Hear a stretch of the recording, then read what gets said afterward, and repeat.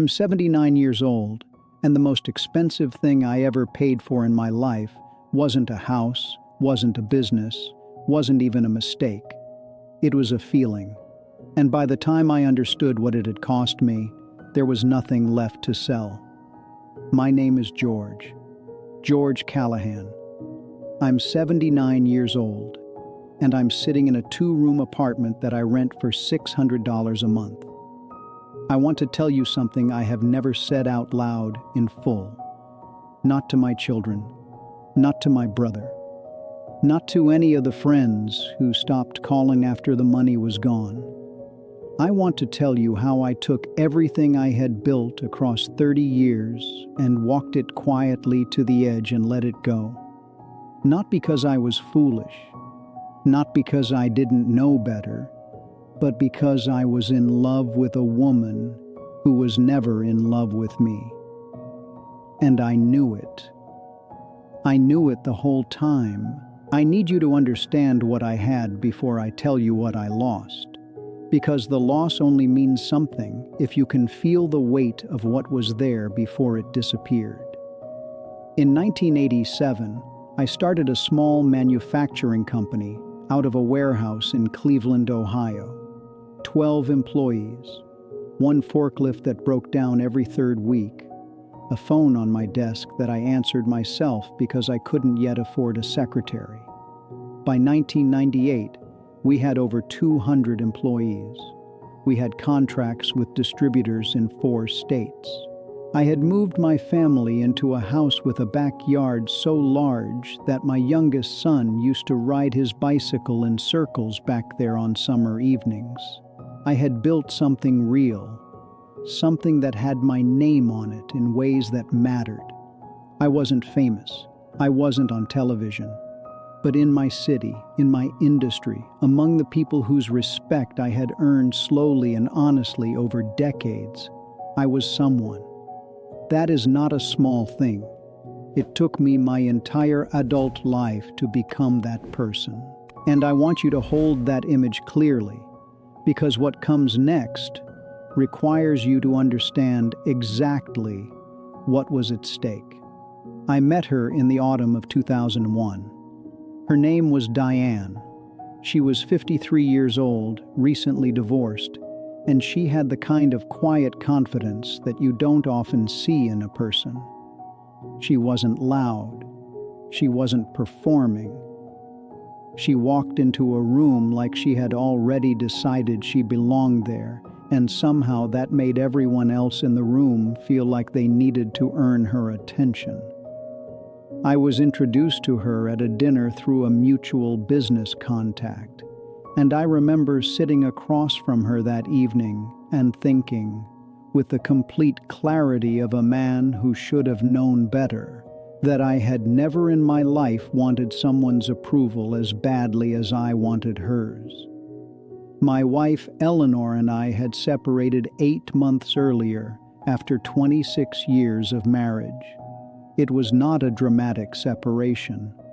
It was the slow, quiet kind, where 2 people realize one morning that they have become polite strangers who share a house and a history and very little else. I am not going to place the blame for that anywhere convenient tonight. Eleanor was a good woman. She deserved more presence than I ever gave her. But by the time Diane walked into my life, I was a man who had spent 3 decades building things for other people, and I was standing alone on the far side of 60, wondering if anyone had ever truly seen me. And Diane looked at me like she did. That was the whole trap, and I walked into it with my eyes open and my heart fully exposed. We began spending time together that winter. Dinners at first, long phone calls that ran past midnight. She was intelligent in a way that made conversation feel like a privilege. She had opinions about things I had never thought to have opinions about. She made me feel curious about the world again in a way I hadn't felt since I was a young man with nothing but ambition and time. I was aware even then that the feeling she gave me was disproportionate to what she was actually offering. She was warm with me, but never fully available. She was affectionate in moments, but consistently distant at the edges, where real closeness lives. My brother Thomas pulled me aside in the spring of 2002 and said very plainly, the way only a younger brother can, "George, that woman is not in this the way you are." I told him he was wrong. I told him he didn't know her the way I did. I told myself the same thing for the next 4 years. I want to stop here for a moment and tell you something honestly, because this is the part that I think most people who hear a story like this expect to be simple. They expect the man to say he was deceived, that she manipulated him, that she took what she wanted and disappeared. And I understand why that version is easier to tell. It removes something uncomfortable from the center of the story. But the truth, and I have had 18 years to sit with the truth, is that Diane never promised me anything she didn't deliver. She never told me she loved me in the way I loved her. She never asked me to do what I did.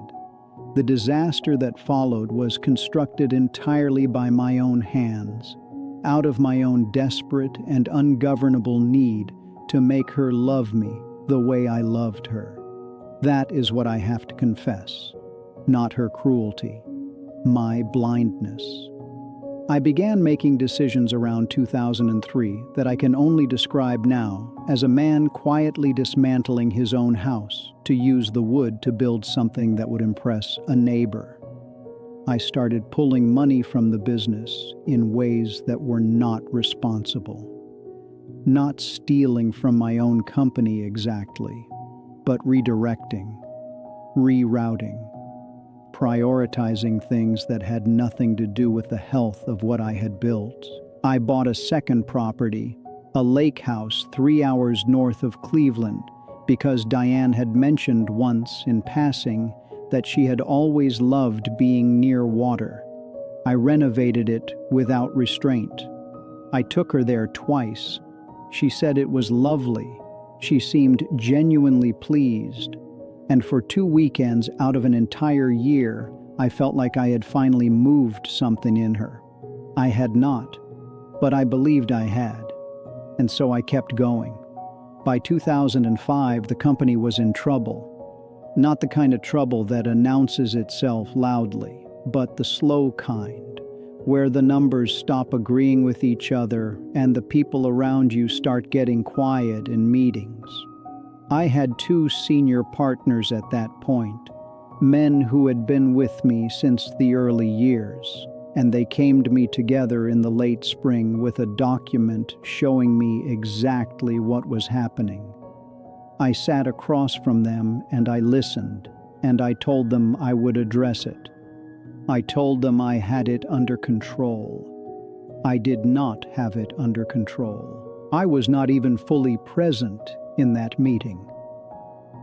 Part of my mind was on a conversation I had planned to have with Diane that weekend about whether she saw a future for us. I was 67 years old, the captain of a ship that was taking on water, and the largest portion of my attention was on a woman who had never once told me she was mine. She wasn't cruel about it when it finally ended. That is the thing I find hardest to explain to people. There was no scene, no confrontation, no dramatic moment I can point to and say, "There, that is where it broke." In the early winter of 2006, she simply told me, over coffee at a small restaurant we had been to many times, that she didn't think she was able to give me what I needed, and that she cared about me too much to keep allowing me to hope for something she couldn't honestly offer. She was composed. She was kind in her way. She paid for the coffee, and she left. And I sat there in that restaurant for a long time after she was gone, looking at the empty cup across from me and something in me that had been stretched very thin for a very long time finally went quiet, not peaceful, just empty. The company was sold in 2007 for a fraction of what it had been worth 6 years earlier. The lake house went the year before. The house in Cleveland, the one with the backyard where my son used to ride his bicycle, had already been refinanced twice and was gone before that. My 2 partners moved on. Some of the employees found work elsewhere. Some didn't. And that is the part that visits me most in the early morning hours when sleep doesn't come. The faces of people whose livelihoods were connected to something I was supposed to be protecting and wasn't, because I was somewhere else entirely. My children were adults by then, and they were careful with me in the way that adult children are, when they are frightened for a parent but don't know how to say it. My son called more often. My daughter started finding reasons to stop by. I appreciated it. I didn't deserve it. I have been in this apartment for 11 years now. It is small and it is quiet, and there is a window in the front room that gets good light in the morning, and I have come to value that more than I once valued things that cost considerably more. I am not telling you this story so that you will feel sorry for me. I am well past the age where that kind of sympathy means much. I am telling you this because I have spent a great many years trying to understand what it was that I actually lost. And I don't think the truest answer is the business, or the houses, or the money, or even the standing I once had among people who respected what I'd built. I think what I lost was the version of myself that existed before I decided that being loved by one particular person was worth more than everything else I had already become. I don't hate Diane. I want to say that clearly. She was honest with me in every way that mattered. The dishonesty in this story belongs entirely to me, and it was a dishonesty I practiced on myself, daily, for years. I kept telling myself that if I gave enough, showed enough, proved enough, something in her would eventually turn toward me and stay. It never did. And the reason it never did had nothing to do with whether I was worthy of love. It had everything to do with the fact that you cannot build a feeling in another person through effort and sacrifice the way you can build a company or a house. Love doesn't work on those terms. I was 65 years old and I didn't know that. Or maybe I knew it and I didn't believe it applied to me. I'm still not entirely certain which one is true. If you are young and you are listening to this, I am not going to tell you not to love someone deeply. Deep love is not the problem. The problem is when you begin to love someone at the expense of your own foundation. When you start making decisions not from who you are, but from who you are desperately hoping they will finally see. That is not love anymore. That is erosion, and it is very quiet, and it is very slow. And by the time you feel it, it has already been going on for longer than you know. I am 79 years old. I sit by this window in the mornings with my coffee, and I watch the street, and I think about the men I used to be. The young man with the broken forklift and the desk phone. The middle-aged man with 200 employees and a house with a big yard. The older man who threw all of it at the feet of a feeling that was never returned. I don't know which of those men I am most. Probably all of them, still, in different corners. But I'll tell you this quietly, and I mean it without drama or regret in my voice. The most important thing I ever built was the first thing. Before the money, before the company, before her. When it was just me and a warehouse and a phone I answered myself, and a complete and unshakable belief that what I was building mattered. That man knew something. I wish I had listened to him longer.